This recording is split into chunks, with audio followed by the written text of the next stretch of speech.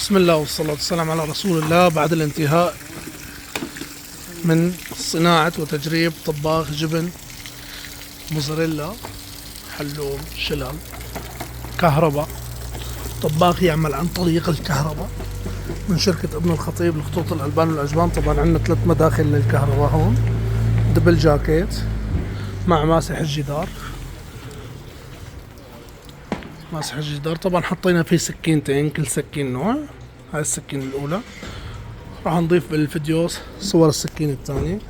طبعا عندنا هون تحكم حرارة وتحكم سرعة السكين تبع الطبخ وتحكم حرارة المونتاج، طبعا مع انفلتر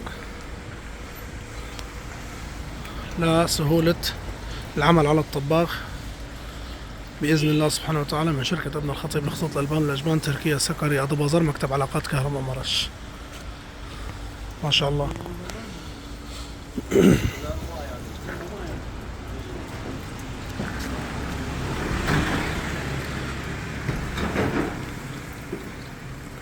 طبعا كروم غذائي 304 مطابق للمواصفات القياسية الغذائية العالمية.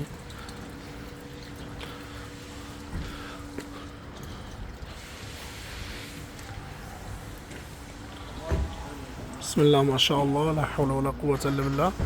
ألف مبروك لزبوننا الغالي.